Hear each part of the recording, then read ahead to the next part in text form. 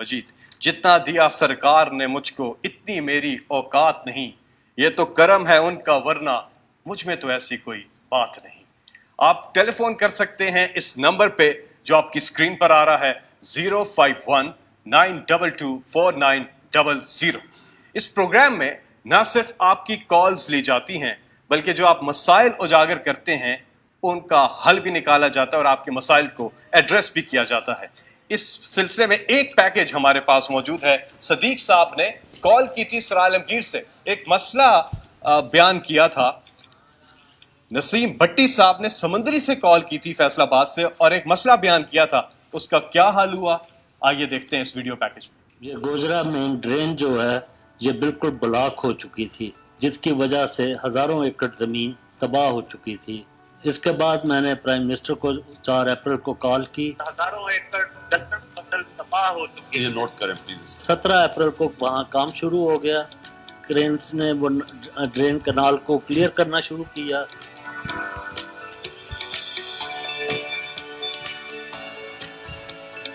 ਫੌਰੀ ਐਕਸ਼ਨ ਲਿਆ। 9 ਦਿਨਾਂ ਬਾਅਦ ਇੱਥੇ ਆ ਸੇਮ ਤੇ ਕੰਮ ਸ਼ੁਰੂ ਹੋ ਗਿਆ। ਤੁਹਾਡੇ ਸਾਹਮਣੇ ਕੰਮ ਆ ਸਾਰਾ, ਨਾਲੇ ਦੀ ਖਲਾਈ ਹੋ ਰਹੀ ਆ। ਹੁਣ 6 ਸਾਲ ਤੋਂ ਬਾਅਦ ਵਜ਼ੀਰ ਆਜ਼ਮ ਇਮਰਾਨ ਖਾਨ ਨੇ ਇਸ ਮਸਲੇ ਨੂੰ हल किया। मैं बेहद खुश हुआ कि और मुझे यकीन हो गया था कि मेरे इलाके के लोगों का मसला हल हो जाएगा। 150 ਪਿੰਡ ਜਿਹੜਾ ਹੈਗਾ ਇਮਰਾन खान ਦਾ शुक्रिया अदा करता। जी, तो आपने ये पैकेज देखा।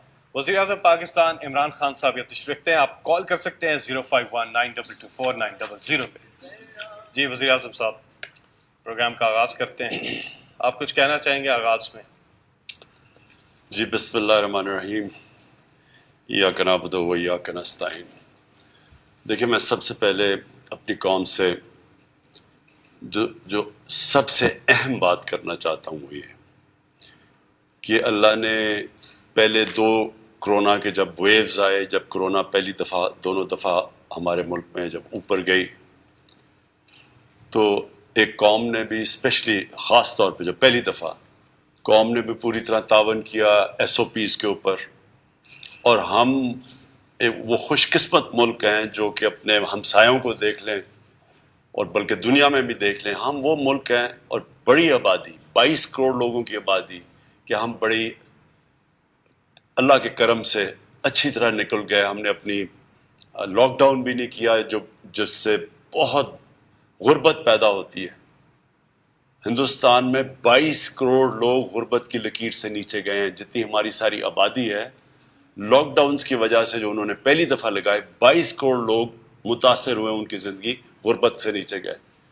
तो हम उधर से भी बच गए और अल्लाह का करम है कि हमने दोनों तरफ से अपनी कौम को बचा लिया।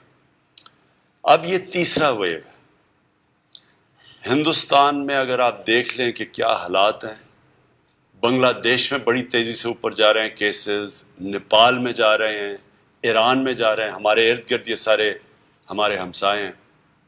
तो अगर उसके मुकाबले में पाकिस्तान देखें तो हमें अल्लाह ने अभी भी बचाया हुआ है।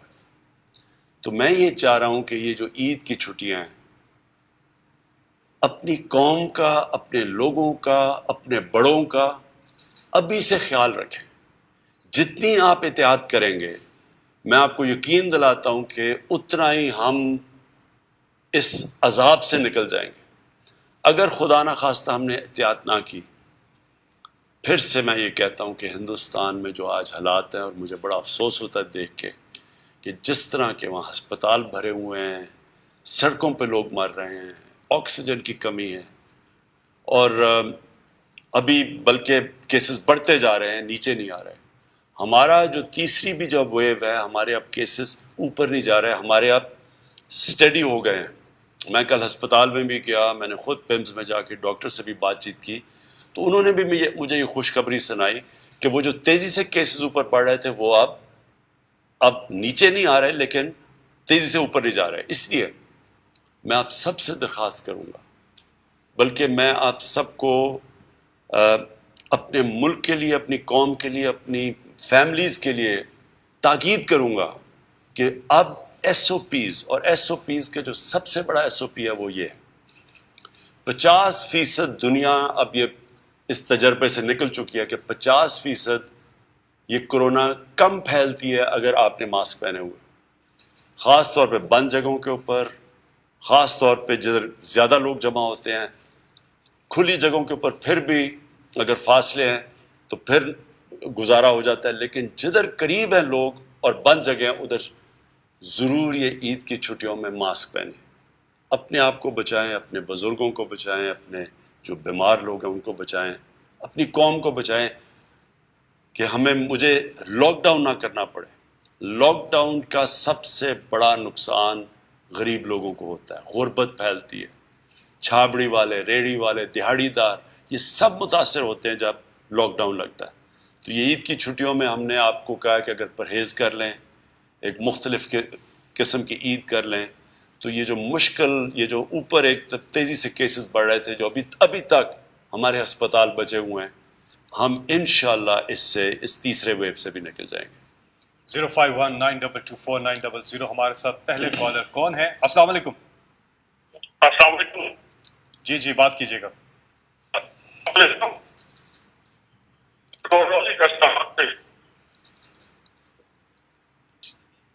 جی آواز آپ کی نہیں آ رہی، دوبارہ بولیے گا. ہلو. جی بات کیجیے.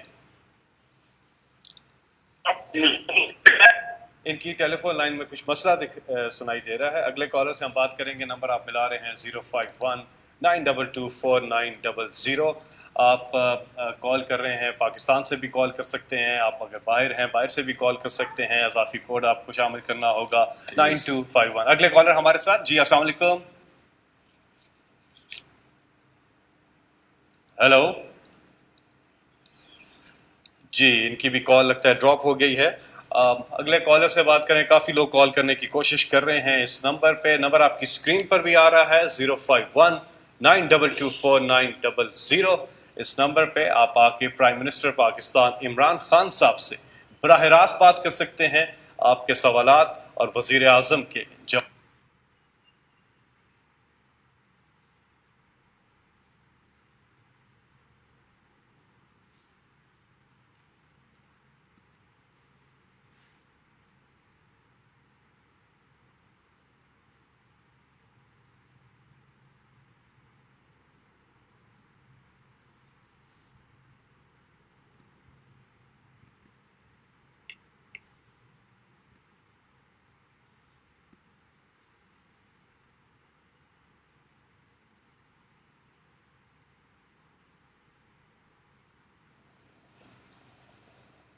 جی السلام علیکم. وعلیکم السلام. جی کون صاحب کہاں سے بات کر رہے ہیں؟ جی پوچھیے گا اپنا سوال. جی میں مبین خان بات کر رہا ہوں بلا گھر سے. جی میرا سوال ہے خان صاحب سے. جی آپ کی حکومت میں آنے کا سب سے اسٹرانگ پوائنٹ یہی تھا کہ پاکستان میں قانون طاقتور اور کمزور کے لیے برابر ہو جائے گا. جی ٹھیک ہے. آپ کی ساری جدوجہد اس مدعے کے گرد میں گھومتی رہتی ہے. ٹھیک ہے کہ پاکستان میں طاقتور کے لیے کوئی قانون ہے ہی نہیں. خان صاحب مجھے سمجھ نہیں آئی کس چیز کے لیے قانون؟ کہہ رہے ہیں پاکستان میں طاقتور اور کمزور کے لیے ایک قانون نہیں ہے. جی اچھا جی. طاقتور لوگ جو ہے نا وہ قانون کو اپنے حق میں موڑ لیتے ہیں. ٹھیک ہے سمجھ آ گیا. جی میں سمجھ گیا. اچھا اب میں اپنی قوم سے تھوڑی سی آپ سے یہ آپ کو زحمت دوں گا کہ تھوڑا سا لمبا اس کی جو میں نے آپ کی وضاحت کروں گا تھوڑا سا ذرا ٹائم لوں گا، لیکن میں یہ چاہتا ہوں بڑی غور سے آپ میری یہ بات سنیں، کیونکہ میری جو جماعت بنی تھی آج سے 25 سال پہلے اس کا نام تھا تحریک انصاف. یہ کیوں میں نے جماعت بنائی تھی جبکہ اللہ نے ایک انسان کو سب کچھ دے دیا تھا، سب سے زیادہ شہرت ملی تھی، جتنی اللہ نے مجھے جو دیا تھا پیسے میری ضرورت کے مطابق بہت تھے. میں ایک وہ انسان جس کو کوئی کام کرنے کے میرے پاس جتنا پیسہ تھا میں کچھ بھی نہ کرتا تو اپنی زندگی گزار سکتا تھا. تو میری طرح کا آدمی کیوں آیا سیاست میں، یہ آپ نے سمجھنا. اور کیوں پارٹی کا نام رکھا تحریک انصاف؟ دیکھیں میری عمر اتنی ہے جتنی پاکستان کی عمر ہے، تقریباً 5 سال بڑا ہے پاکستان میرے سے. تو میں نے پاکستان کو اپنے سامنے ہم نے بڑے ہوتے دیکھا. میں پاکستان کے ساتھ بڑا ہوا اور مجھے موقع بھی ملا کہ 18 سال کی عمر کے بعد میں برطانیہ چلا گیا. ادھر میں نے یونیورسٹی میں گیا، ان کا میں نے سسٹم اسٹڈی کیا. پھر کرکٹ کی وجہ سے میں ساری دنیا میں گیا اور ادھر دنیا کے میں نے سسٹمز دیکھے. اور یونیورسٹی کے اندر جو میری ڈگری تھی وہ پولیٹکس اور اکنامکس میں تھی، تو میں نے پولیٹیکل سائنس پڑھی. اب میں یہ چاہتا ہوں آپ میری ایک بڑی غور سے بات سنیں. دنیا کی تاریخ میں جو سویلائزیشن، جو قوم اوپر گئی ہے، اس میں سب سے بڑا کام اس نے یہ کیا تھا، قانون کی بالادستی لے کے آئے تھے. جو باقی دنیا سے بہتر ان کی قانون کی بالادستی تھی. دیکھیں 2 قسم کے قانون ہیں. ایک انسانی قانون ہے جدھر قانون کی بالادستی ہے، اور دوسرا جانوروں کا قانون ہے جدھر طاقت کی بالادستی ہے، مائٹ از رائٹ ہے. جنگلوں میں آپ وہ جب دیکھتے ہیں یہ جو جانوروں کے پروگرام دیکھتے ہیں، اینیمل پلانٹ یا نیشنل جیوگرافک پہ، تو وہاں کیا ہوتا ہے؟ جو طاقتور ہوتا ہے وہ کمزور کو کھلے عام مارتا ہے، کوئی اسے پوچھنے والا نہیں ہے، اور جو کمزور ہے وہ چھپتا پھرتا ہے. تو جو انسانی معاشرہ ہے اس میں فرق یہ ہے کہ وہاں قانون ہوتا ہے، اور قانون کا مطلب کیا ہوتا ہے؟ کمزور کو طاقتور سے تحفظ دینا. کمزور اور طاقتور جتنا اچھا آپ کا قانون ہوتا ہے، کمزور اور طاقتور قانون کے سامنے ایک برابر ہوتے ہیں. جب میں آپ کو مدینہ کی ریاست کی بات کرتا ہوں، لوگوں کو سمجھ جی مدینہ کی ریاست ہے جی، سوئچ آن ہو گیا، ایک دم دودھ کی نہریں بہنی شروع ہو گئی. مدینہ کی ریاست میں نبی صلی اللہ علیہ وسلم، دنیا کے سب سے عظیم لیڈر نے، ابھی خوشحالی نہیں وہاں آئی تھی، حالات برے تھے، لیکن انہوں نے قانون کی بالادستی، اور قانون کی بالادستی کا مطلب کہ انہوں نے کہا تھا کہ تمہارے سے پہلے ایک بڑی قومیں تباہ ہوئی جدھر طاقتور کے لیے قانون، کمزور کے لیے دوسرا. یعنی کہ جدھر ناانصافی تھی، جو حضرت علی رضی اللہ تعالیٰ کا قول تھا کہ کفر کا نظام چل جائے گا لیکن ظلم اور ناانصافی کا نظام نہیں چل سکتا. جب برطانیہ میں سیکنڈ ورلڈ وار میں، دوسری جنگ عظیم میں، جب ہٹلر کی فوجیں تیار بیٹھی تھی برطانیہ کے اوپر حملہ کرنا، فرانس کی ساحل پہ تیار بیٹھی تھی حملہ کرنے کے لیے، اور ہٹلر کے جو جیٹ تھے وہ بمباری کر رہے تھے اور تباہ کر رہے تھے برطانیہ کو، تو لوگ گھبرا کے پہنچے اپنے لیڈر کے پاس، پرائم منسٹر ونسٹن چرچل کے پاس. تو انہوں نے کہا کیا ہم بچ جائیں گے؟ کیا ہماری قوم بچ جائے گی؟ تو ونسٹن چرچل نے جواب دیا، کیا ہماری عدالتیں انصاف دے رہی ہیں؟ انہوں نے کہا اس سے کیا تعلق ہے؟ اس نے آگے سے جواب دیا کہ جب تک ہماری عدالتیں انصاف دیتی ہیں کوئی ہمیں تباہ نہیں کر سکتا. اور دنیا کی تاریخ آپ اٹھا کے دیکھ لیں، قومیں تباہ کب ہوئی ہیں؟ کبھی بمباری سے، جنگیں ہارنے سے قومیں نہیں تباہ ہوئیں. دوسری جنگ عظیم میں جرمنی بھی تباہ، جاپان بھی تباہ، ایک بلڈنگ نہیں کھڑی. 8-8 10-10 سالوں میں قومیں پھر کھڑی ہو گئی، عظیم تکڑی قومیں بن گئی.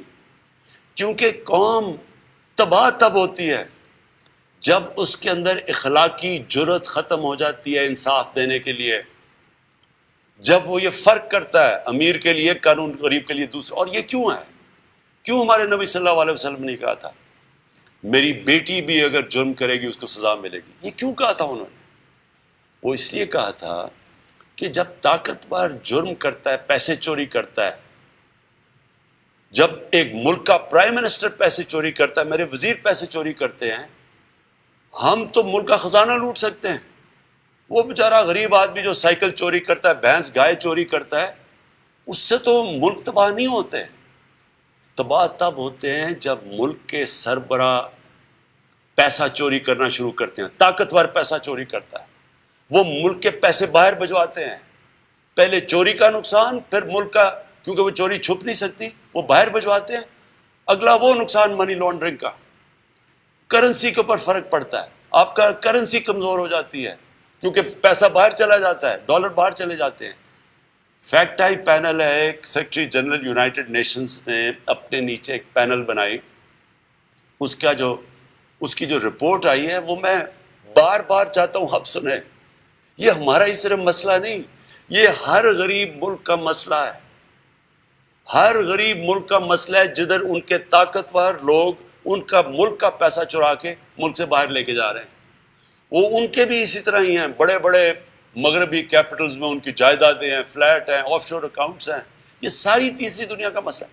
1000 ارب ڈالر 1000 ارب ڈالر غریب ملکوں سے ہر سال چوری ہو کے باہر جاتا ہے۔ تو وہ غریب ملکوں میں اور امیر ملکوں میں فاصلے بڑھتے جا رہے ہیں، غریب ملک مقروض اور غریب ہوتے جا رہے ہیں، امیر امیر ہوتے جا رہے ہیں۔ یہ دنیا کے اندر آج ہے۔ تو جو پاکستان کا مسئلہ جب سے میں جانتا ہوں، جس طرح میں اس کے ساتھ بڑا ہوا، ایک فیصلہ ہوا جسٹس منیر کا، جب انہوں نے ڈاکٹرن آف نیسیسٹی کے تحت ایک مارشل لاء کو انہوں نے اجازت دے دی، یعنی کہ قانون کی حکمرانی کے بجائے طاقت کی حکمرانی آ گئی۔ تب سے یہ مسلسل ہمارے ملک میں جو رول آف لاء ہے، جو قانون، جو انصاف ہے، وہ آیا ہی نہیں۔ وہ اب ہر مارشل لاء میں ویسے ہی ختم ہو جاتا تھا۔ جب جو ڈیموکریٹس آتے تھے انہوں نے ویسے ہی، جو ڈیموکریٹس تھے ان کو تو قانون کی بالادستی قائم کرنی چاہیے تھی۔ یہاں ایک ڈیموکریٹک لیڈر نواز شریف نے ڈنڈوں سے سپریم کورٹ کے اوپر حملہ کیا، اور وہ جج بیچارہ اپنی جان بجا کے سجاد علی شاہ بھاگا، اور پھر باقی ججز کو پیسے دیے اس جج کو، چیف جسٹس کو باہر نکالنے کے لیے۔ تو جو پہلی دفعہ یہ جو شروع ہوا قانون کی بالادستی کی جنگ، وہ ہوئی جب کہ جنرل مشرف نے ایک چیف جسٹس کو نکالا، اور مجھے بڑا فخر ہے کہ میں نے اس میں پوری شرکت کی، میری اور میری پارٹی نے۔ میں وہ لیڈر تھا جس کو جیل میں ڈالا گیا، باقی لیڈرز دو تو مین تو پھر باہر بھاگ گئے تھے اپنے بڑے بڑے محلوں میں رہنے کے لیے۔ میں جو یہاں تھا مجھے اس نے جیل میں ڈالا، کیونکہ میں اس چیف جسٹس کے ساتھ اس کے ساتھ کھڑا تھا۔ تب سے ملک میں تبدیلی آنی شروع ہوئی۔ اب ہماری حکومت وہ ہے جو کسی قسم کی مداخلت عدلیہ کے نظام میں نہیں کرتی۔ میں آج فخر سے یہ کہتا ہوں کہ جو پہلی ڈیموکریٹک حکومتوں سے اور ہمارا مقابلہ نہ ہم نیب میں کوئی انٹرفیئر کرتے ہیں، نہ اس میں، کیونکہ ہم قانون کی بالادستی چاہتے ہیں۔ لیکن میں صرف قوم کو آخری بات یہ کہنا چاہتا ہوں کہ یہ ایک جہاد ہے۔ اللہ نے ہمیں حکم دیا ہے کہ میری زمین پہ انصاف قائم کرو۔ یہ جو طاقتور کو قانون کے نیچے لانا ہے، یہ ایک جہاد ہے۔ میں اس کو جہاد سمجھتا ہوں، کیونکہ جس دن ہم یہ کامیاب ہو گئے، کیونکہ یہ جو مافیاز ہیں، یہ مافیاز کون ہیں؟ مافیا کا مطلب کیا ہے؟ مافیا کا مطلب یہ ہے کہ جو ایک کرپٹ نظام سے فائدہ اٹھا رہے ہیں، جو یہ پولیٹیکل لوگ ہیں جنہوں نے 30 سال اس ملک کو لوٹا ہے، یہ سارا جو مافیا بیٹھا ہے، یہ نہیں چاہے گا قانون کی بالادستی آئے۔ یہ ہر قسم کی چیزیں حربے استعمال کریں گے جمہوریت کے نام پہ۔ یہ پھر جس طرح شوگر مافیا بیٹھا ہوا ہے، شوگر مافیا یہ بھی نہیں چاہے گا کہ قانون آئے، یہ ادارے کام کریں، کمپٹیشن کمیشن کام کرے۔ کیونکہ یہ بھی فائدہ اٹھا رہے ہیں کرپٹ نظام سے، اور مافیاز بیٹھے ہوئے ہیں ہر جگہ کے اوپر، وہ لوگ بیٹھے ہوئے جو فائدہ اٹھا رہے ہیں۔ تو یہ قوم تب تک ہم وہ عظیم قوم نہیں بن سکیں گے جب تک ہم انصاف نہیں قائم کریں گے پاکستان میں۔ اور انصاف کا مطلب بجائے طاقت کی حکمرانی، قانون کی حکمرانی۔ تو ان کا سوال کا، کیونکہ میں نے یہ اس کی وجہ سے میں سیاست میں آیا تھا، تحریک انصاف کی جد و جہد لڑنے، جہاد لڑنے، یہ 25 سال سے یہ ہے اصل میں میری جہاد۔ اور جب میرے پاکستانیوں ہم کامیاب ہو گئے، اور ہم انشاءاللہ ہو رہے ہیں، ہم بڑے قریب پہنچ رہے ہیں ادھر، جو سٹیٹس کو ہے، جو مافیاز ہیں پوری طرح لڑ رہے ہیں اپنی وہ قانون رکھنے میں جس میں یہ قانون کے اوپر ہیں، اور ہم جو میں ساری قوم ہے، میں آپ کو صرف آپ نے میرے ساتھ کھڑے ہونا ہے۔ مجھے اللہ نے ٹریننگ دی ہوئی ہے مقابلہ کرنے کے لیے۔ میں آپ کو اس مافیا کا مقابلہ، سارے مافیاز کا مقابلہ کر کے، اور انشاءاللہ جیت کے دکھاؤں گا۔ جی بہت بہت شکریہ وزیر اعظم صاحب. اگلے کالر ہمارے ساتھ. السلام علیکم. وعلیکم السلام فیصل بھائی, میری آواز آ رہی ہے؟ جی جی بالکل کلیئر آ رہی ہے. بات کیجیے گا وزیر اعظم سے. خان صاحب السلام علیکم, میرا نام وقاص نسیم ہے سر, اور میں باغ آزاد کشمیر سے تعلق رکھتا ہوں.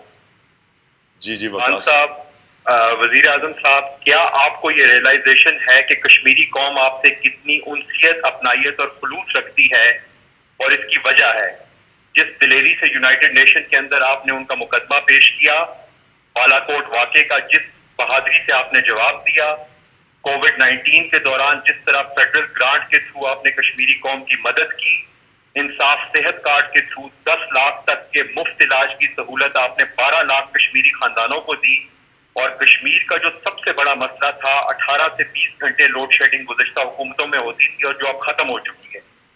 لیکن خان صاحب, ہم مایوسی محسوس کرتے ہیں کشمیری لوگ کہ جب انٹرنیشنل فورم پہ کشمیر کا نام آتا ہے تو ساتھ کراس بارڈر ٹیررزم, گھس بیٹھیے, ایکسٹریمزم, ریلیجس انٹالرنزم کا لفظ آتا ہے. لیکن ہندوستان میں جب اقلیتوں کے ساتھ ظلم کیا جاتا ہے, مسلمانوں کو اسٹیٹ اسپانسرڈ ٹیررزم کا نشانہ بنایا جاتا ہے, تو دنیا خاموش رہتی ہے.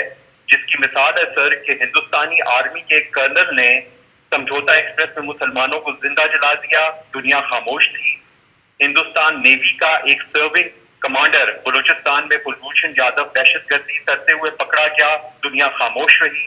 اور اب خان صاحب, جو سب سے خطرناک صورتحال ہے کہ چند دن پہلے 7 کلو یورینیم 235 جو 90% پیور تھی, جو ایٹم بم بنانے میں استعمال ہوتی ہے, وہ ایک شخص کے پاس 9 سال سے موجود تھی اور وہ اسے اسمگل کرنے کی کوشش کر رہا تھا.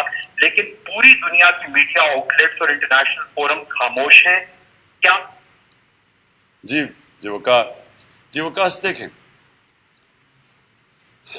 ایک ریالٹی ہے, یعنی دنیا میں جو مغربی میڈیا, جو مغربی ممالک ہیں, وہ جب یہ ہیومن رائٹس اور یہ ایشوز اٹھاتے ہیں تو وہ اس لیے نہیں اٹھاتے کہ ان کو کوئی بہت زیادہ فکر ہے ہیومن رائٹس کی.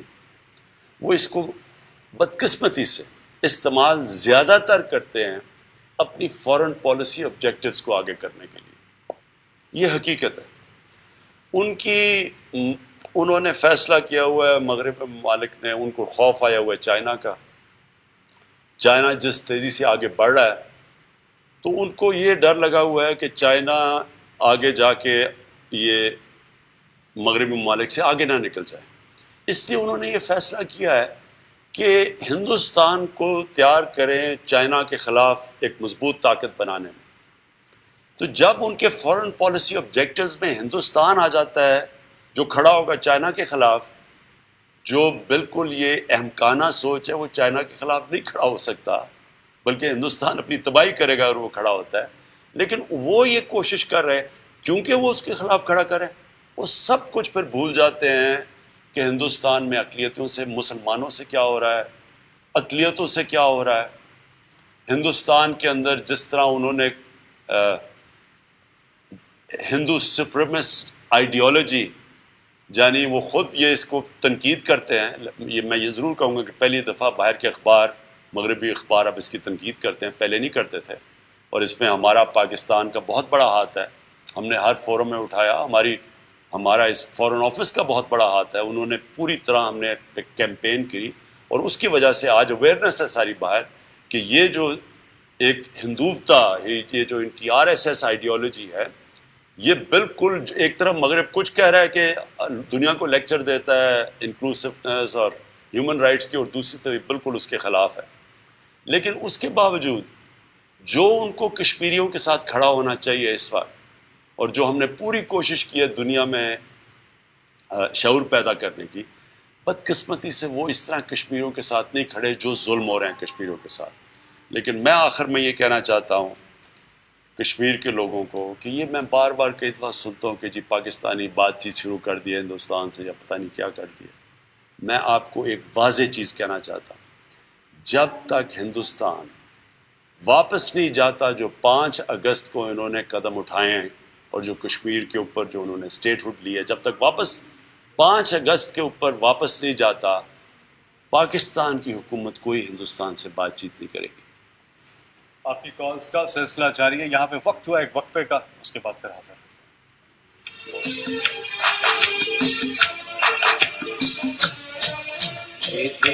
ہمارا